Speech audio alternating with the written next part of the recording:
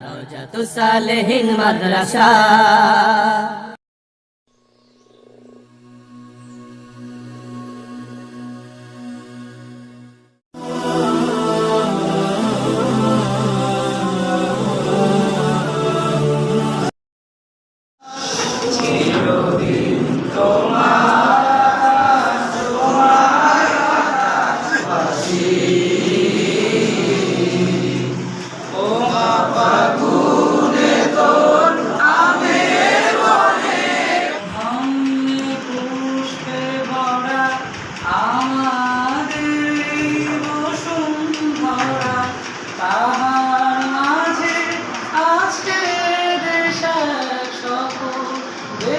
আমরা সকলেই জানি যে আমরা এখানে কেন উপস্থিত হয়েছি। এ বিষয়ে আমাদের সকলের অবগত আছে যে 26শে মার্চ মহান স্বাধীনতা দিবস। এই দিনে আমরা আমাদের এই পূর্ব পাকিস্তান যেটা আগে ছিল, তো সেটাকে পরিবর্তন করে আমরা স্বাধীন বাংলাদেশ হিসাবে আমাদের এই ভূখণ্ডকে মানচিত্রে নিয়ে এসেছি। ঐতিহ্যবাহী রওজাতুস সালেহিন আলিম মাদ্রাসা কর্তৃক আয়োজিত জাতীয় দিবস ও মহান স্বাধীনতা দিবস উপলক্ষে বিশেষ এই অনুষ্ঠানে উপস্থিত আছেন অত্র মাদ্রাসা সম্মানিত অধ্যক্ষ মহোদয় এবং আরও উপস্থিত আছেন প্রধান অতিথি বীর মুক্তিযোদ্ধা জনাব আলহাজ মনিরুল ইসলাম সাহেব এবং আরও উপস্থিত আছেন আমাদের অত্র মাদ্রাসার শিক্ষকবৃন্দ এবং আমার সামনে উপস্থিত আছেন ছাত্র ও ছাত্রীরা। সকলকে জানাই আমার সালাম। আসসালামু আলাইকুম ওয়া রাহমাতুল্লাহি ওয়া বারাকাতুহু। আজ আমরা উদযাপন করছি জাতীয় দিবস ও মহান স্বাধীনতা সুবর্ণ জয়ন্তী। আলহামদুলিল্লাহ রাব্বিল আলামিন, والصلاه والسلام على رسول الكريم। রওজাতুস সালেহিন আলিম মাদ্রাসা কর্তৃক আয়োজিত আজকের মহান স্বাধীনতা দিবস নাহমাদুহু ওয়া নুসাল্লি আলা রাসূলিল কারীম। আম্মা বা'দ। অতঃপর স্বাধীনতা ও জাতীয় দিবস উদযাপন উপলক্ষে নিজস্ব অর্থায়নে নির্মাণাধীন পদ্মা সেতু এখন পুরোপুরি দৃশ্যমান। অনেকে বলেছিল যে পদ্মা সেতু বাংলাদেশ করতে পারবে না, কিন্তু আলহামদুলিল্লাহ পদ্মা সেতুও এখন দৃশ্যমান। মেট্রো রেল, পায়রা গভীর সমুদ্র বন্দর, কর্ণফুলী টানেল ও রূপপুর পারমাণবিক বিদ্যুৎ কেন্দ্রের কাজও নিরবিচ্ছিন্নভাবে এগিয়ে চলছে। অর্থনৈতিক ও সামাজিক উন্নয়নের বিভিন্ন সূচকে বাংলাদেশ অনেক উন্নত দেশকেও ছাড়িয়ে যেতে সক্ষম হয়েছে। আরেকটি খুশির সংবাদ আমি আপনাদেরকে দিতে চাই। সেই সংবাদ হলো সাম্প্রতিক বাংলাদেশ স্বল্পোন্নত রাষ্ট্র। স্বাধীনতার সময় বাংলাদেশ ছিল অনুন্নত রাষ্ট্র। অনুন্নত রাষ্ট্র থেকে বঙ্গবন্ধু শেখ মুজিবুর রহমানের প্রচেষ্টায় 1975 সালে বাংলাদেশ স্বল্পোন্নত রাষ্ট্রে পরিণত হয়েছিল। আর তার কন্যা শেখ হাসিনার অবদানে এই বছর এই স্বল্পোন্নত দেশ থেকে উন্নয়নশীল দেশে উত্তরণের জন্য জাতিসংঘের সিডিপি কর্তৃক চূড়ান্ত সুপারিশ প্রাপ্ত হয়েছে বাংলাদেশ। আলহামদুলিল্লাহ বলবেন না? আলহামদুলিল্লাহ। মুজিব বর্ষে এই সুপারিশ বাংলাদেশের জন্য এক বিরাট অর্জন। পররাষ্ট্রনীতিতেও বাংলাদেশ স্বাধীন বাংলাদেশের সাফল্য নিশ্চনীয়। আলোচনা পেশ করার জন্য এই পর্যায়ে আমাদের উদ্দেশ্যে বিশেষ অতিথির বক্তব্য নিয়ে আসার জন্য বিশেষ অনুরোধ করছি রওজাতুস সালেহিন আলিম মাদ্রাসার মোহতারাম ভাইস প্রিন্সিপাল জনাব বিজ্ঞানী সাহেব।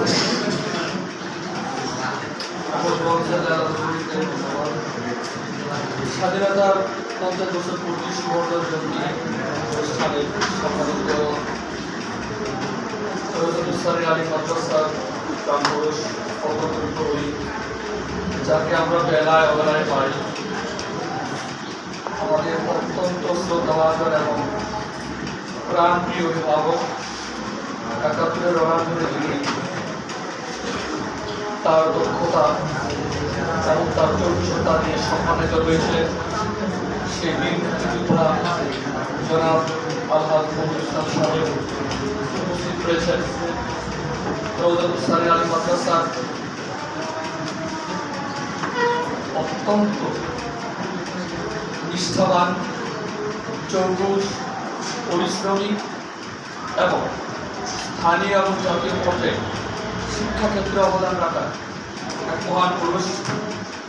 আমরা সকলেই শুনে আনন্দিত হব রজতুস্তানের আলিম মাদ্রাসা ওয়ার্ল্ড মেমোরিয়াল সংস্থা ইউনেস্কোতে স্থান পেয়েছে, যার অবদানে সেই মহান মানুষটি হচ্ছেন আমাদের অধ্যক্ষ সাহেব। উপস্থিত রয়েছে স্নেহের শিক্ষার্থীবৃন্দ, আজকের এই প্রোগ্রামটা আমাদের কাছে অত্যন্ত পরিচিত।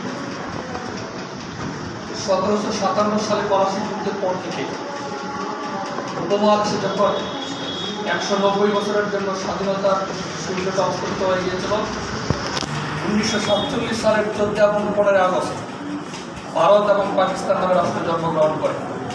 পাকিস্তানিদের দ্বারা নির্যাতিত পূর্ব পাকিস্তানের জনগণ অর্থনৈতিক শোষণ, রাজনৈতিক নিপীড়ন, ব্যক্তিগত। বঙ্গবন্ধু শেখ মুজিবুর রহমান যে জিনিসটি চেয়েছিলেন সেই জিনিসটা হচ্ছে শিক্ষা সমাজ। ছাত্ররাই হবে আগামী দিনের দেশ পরিচালক, আজকের তরুণরাই হবে ভবিষ্যতের প্রজন্ম, তারা একদিন দেশকে পরিচালনা করবে। সকল অন্যায়, অবিচার, জুলুম, নির্যাতনকে যারা দক্ষতার সাথে পরিচালনা করবে, সব বাদ দিয়ে সুন্দরভাবে দেশ পরিচালনা করে তারা হচ্ছে ছাত্র সমাজ, ভবিষ্যৎ প্রজন্ম। আমরা যাতে বঙ্গবন্ধু শেখ মুজিবুর রহমানের সেই লালিত স্বপ্নটাকে বাস্তবায়ন করতে পারি, সেই যোগ্যতা আল্লাহ তাআলা আমাদের সকলকে দান করুক। বীর শহীদদের প্রতি আমরা শ্রদ্ধা নিবেদন জানাই। আমি আমার সংক্ষিপ্ত বক্তব্য শেষ করতে আমার তৌফিক দিলেন।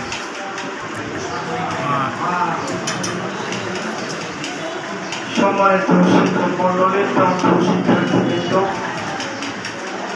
স্বাধীনতার 50 বছর সুবর্ণ জয়ন্তী আজকের এই আলোচনা সভা এবং তোমার মাহফিলের প্রধান অতিথি আমাদের সকলেরই শ্রদ্ধাভাজন ব্যক্তিত্ব হযরতুল আলিম মাদ্রাসার অতন্দ্র প্রহরী প্রাণ পুরুষ, যিনি ৭১ সালে ২৫শে মার্চ দিবাগত কালো রাত্রিতে পাকিস্তানি হানাদার বাহিনীর আক্রমণের বিরুদ্ধে প্রতিরোধ করে তুলে নারায়ণগঞ্জে স্বাধীনতা মুক্তিযুদ্ধের বিশেষ অবদান রেখেছেন। আজকের এই অনুষ্ঠানের প্রধান অতিথি মুক্তিযোদ্ধা আলহাজ মনিরুল ইসলাম সাহেবকে প্রধান অতিথির বক্তব্য রাখার জন্য বিনীতভাবে অনুরোধ করছি।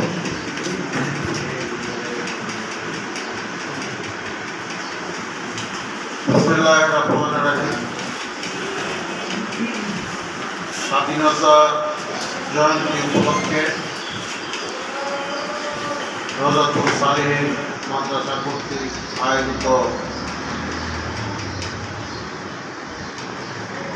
জাতীয় দিবস ও মহান স্বাধীনতা দিবসের আলোচনার সম্মানিত সভাপতি, অত্র মাদ্রাসার প্রিন্সিপাল সাহেব, আব্দুল শুকুর সাহেব, শিক্ষকবৃন্দ এবং ছাত্রছাত্রীবৃন্দ, আসসালামু আলাইকুম।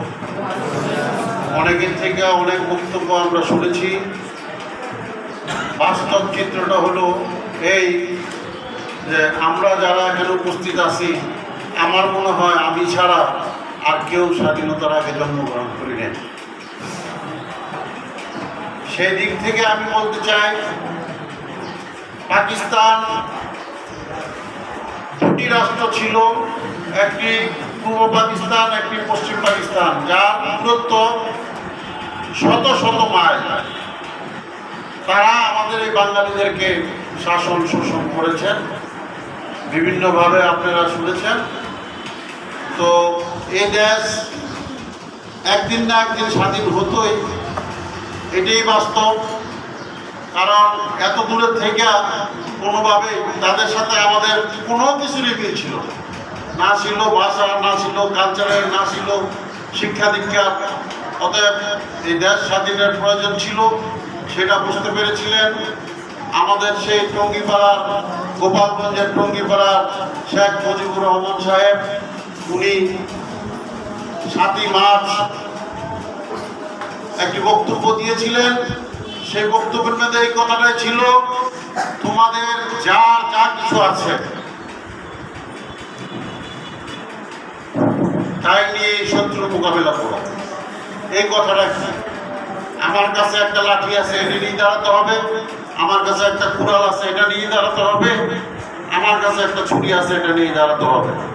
25শে মার্চ কালো রাত্রি পাকিস্তান হানাদার বাহিনী সর্বপ্রথম রাজারবাগ পুলিশ লাইনে নিরস্ত্র পুলিশদেরকে ঘুমের মধ্যে গুলি করে হত্যা করে, ঢাকা ভার্সিটিতে ঢুকে ওখানে তারা হত্যা করে। এইভাবে হত্যার মাধ্যমে তারা গড়পরিচিত ব্যবহার আরম্ভ করে পর্যায়ক্রমে বাংলাদেশের বিভিন্ন দিকে তারা ছুটছে। তার মধ্যে নারায়ণগঞ্জ তারা আসা শুরু করেছে। তখন রাস্তা ছিল শুধু আমাদের এই ঢাকা নারায়ণগঞ্জ রোড।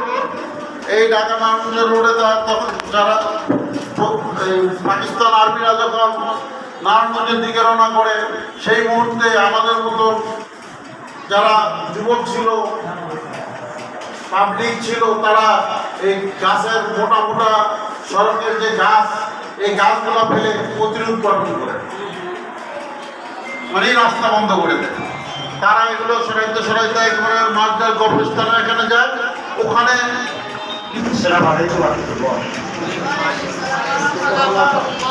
স্বাধীনতার এত সাত ফেলা সারাদিন আলোচনা শুনলাম, সারাদিন উত্তরটা তো সে তাকে বলতো উত্তরটা তো তোমাদের হলো না। আসসালামু আলাইকুম রহমতুল্লাহ।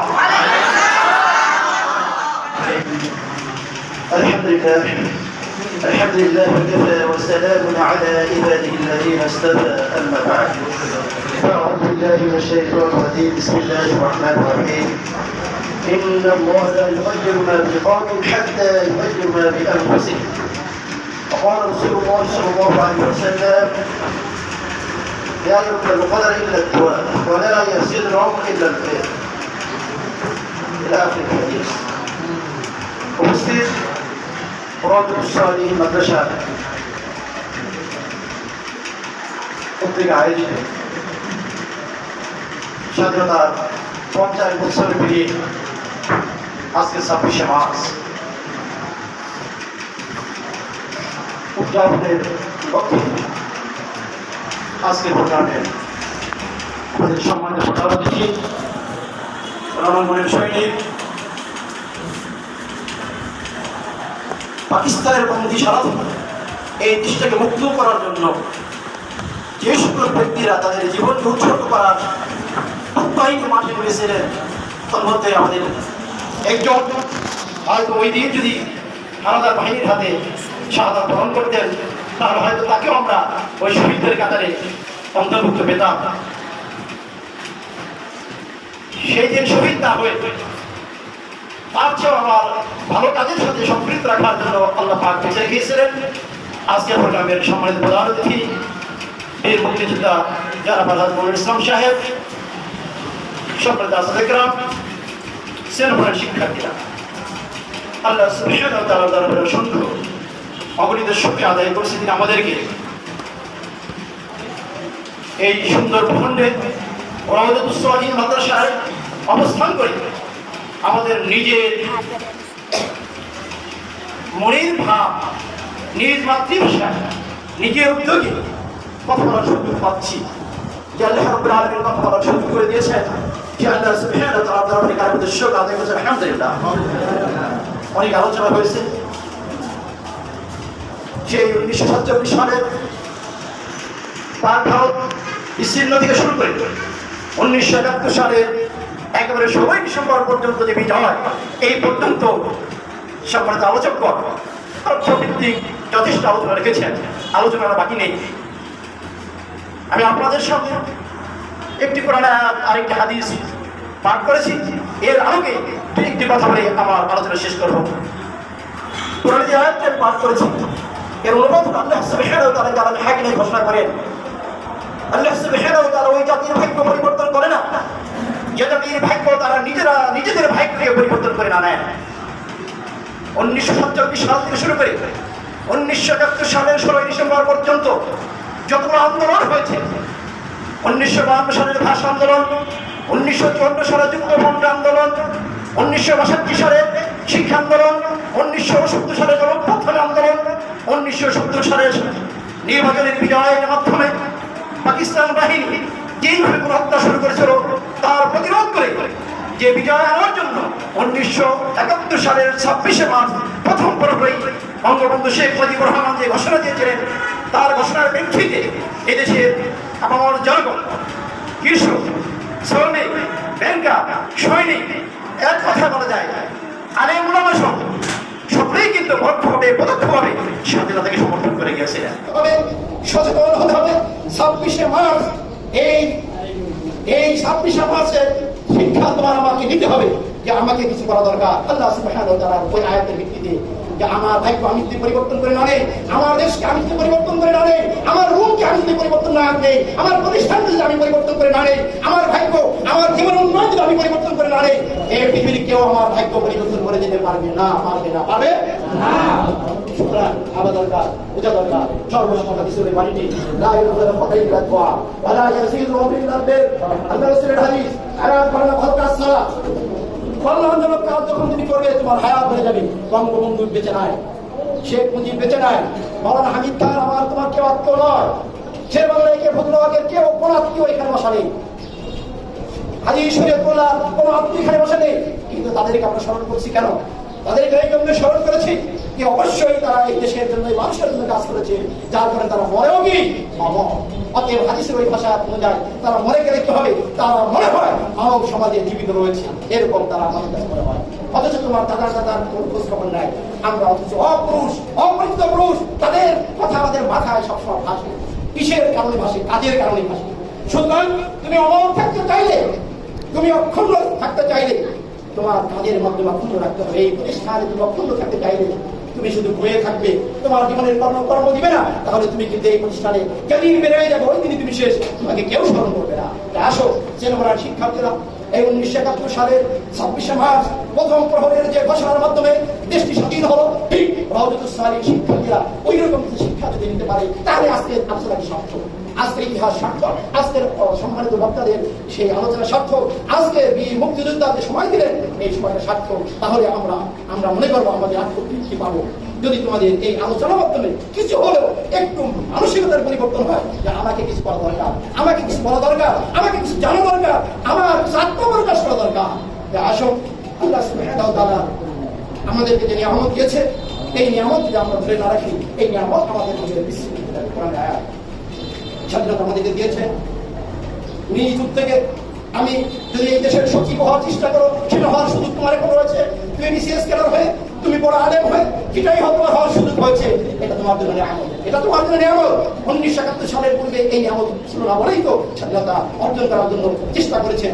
এই নিয়ামত পেয়েছো তুমি, এই নিয়ামত অর্জনের জন্য তুমি যদি আমি তুমি চেষ্টা না করি, তাহলে এইরকম বালা মুসিবত দিয়ে আমাদেরকে অযোগ্য বানিয়ে এই দেশটা পরিচালনার জন্য ঠিকই এই ভারত থেকে লোক তৈরি হবে, ওই জাপান থেকে লোক তৈরি হবে, ওই কেরালা থেকে লোক তৈরি হবে, তারা এসে সচিবগিরি করবে, তারা ডিসি হবে, তারা এসপি হবে, তারা আবার এই দেশটা পরিচালনা করবে। তোমাকে আমাকে দিয়ে লেবার, ভ্যান চালক, রিক্সা চালক ছাড়া অন্য কিছুই বানাবে না। গভীর চিন্তা করলে সম্মান কাছাইকরাম বুঝতে পারবেন বিষয়টা কত গভীরে। খুব বেশি দেরি নাই যদি আমরা এখন আমাদের চেষ্টা না করি। সম্মানিত আজকের প্রধান অতিথি, সম্মানিত কাছাইকরাম, শ্রীনগরের শিক্ষার্থীরা, অনেক সময় আলোচনা হলো, অনেক আলোচনা হলো। আমরা যদি আলোচনা থেকে আমাদের জীবনে শিক্ষা পেতে পারি, আমাদের জীবন করতে পারি, সব বিষয়ে আমাদের জীবনের প্রেরণা হয়, আমাদের জীবনে এগিয়ে যাওয়ার একটা উৎসাহ দিন হয়। আমি আশাবাদ ব্যক্ত করি আমার আলোচনা যাই করেছি আল্লাহ রাব্বুল আলামিন যদি আলোচনাকে কবুল করে আমাদের জীবনের জন্য একটু পাথে বানায়, আল্লাহ সুবহানাহু ওয়া তাআলা আমাদেরকে তৌফিক দান করুন। আমিন। আমার তৌফিক ইল্লা বিল্লাহ। আসসালামু আলাইকুম ওয়া রাহমাতুল্লাহ।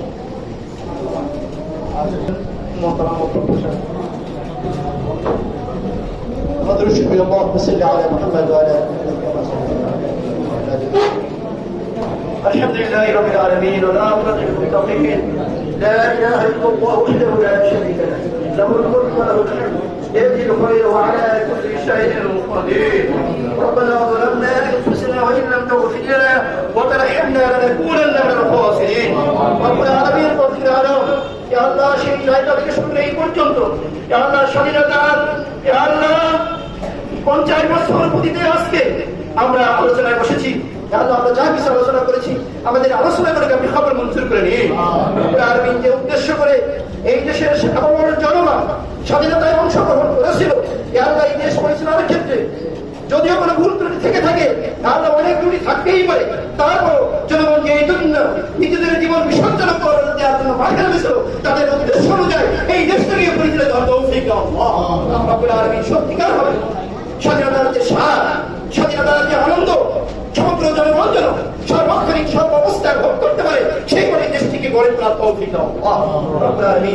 আমাদের স্বাধীনতার হাত রয়েছে শিক্ষার্থীরা, আল্লাহ ওরা যেন সত্যিকার হবে এগুলো বুঝে, এই দেশের ভবিষ্যৎ বুঝে, ওদের জীবনের টার্গেট বুঝে ওরা যেন নিজেদের জীবনটাকে তৈরি করে নিতে পারে। আল্লাহ সে তৌফিক ওদের নসিব করে দাও আল্লাহ। আল্লাহ আমরা টেকসই দেশে থাকবো না, মুক্তিযুদ্ধরা এক এক করে এই দেশটিকে দিনের জন্য তারা অন্ধকার করে চলে যাচ্ছে, তারপরে যারা কাজ করলো তারাও চলে যাবে, থাকবে তো তরুণ প্রজন্ম শিক্ষার্থীরা। আল্লাহ ওরা যেন দেশের মায়া, দেশের মহব্বত, নিজের মায়া, নিজের মহব্বত আল্লাহ আন্তরিকতার সাথে বুঝি এই দেশের জন্য কাজ করতে পারে, সেইভাবে ওরা জীবনকে তৈরি করে নিতে পারে। আল্লাহ সে তৌফিকতা নসিব করে পারে। আল্লাহ খাস করে যে প্রতিষ্ঠান তারা সাহায্য করেছে, আল্লাহ এই প্রতিষ্ঠানখানে কবুল করে দাও, এর সকলের জরুরতকে আপনি পূরণ করে দাও, এর সাথে যারা জড়িয়ে আছে আল্লাহ, আল্লাহ প্রতিষ্ঠানের শুরুলগ্ন থেকে এই পর্যন্ত যারা কাজ করছে, শ্রম দিচ্ছে, মেধা দিচ্ছে, অর্থ দিচ্ছে, সময় দিচ্ছে, আল্লাহ দর্শ দিচ্ছে, শিক্ষা দিচ্ছে, শিক্ষা দিচ্ছে, আল্লাহ সবাইকে আপনি কবুল করে না। এই প্রতিষ্ঠানের লক্ষ্যে মঞ্চের কৌশলের জন্য আপনি সকল রাস্তাকে সহজ করে দেন। আল্লাহ আমাদেরকে আপনি খবর মঞ্জুর করে নেন, আমাদেরকে আপনি সঠিক পথের দিশা দিয়ে দেন। اللهم تقبل كل اعمالنا بإخلاص النية فإنك خير المتقبلين. سبحان ربك رب العزة عما يصفون وسلام على المرسلين والحمد لله رب العالمين.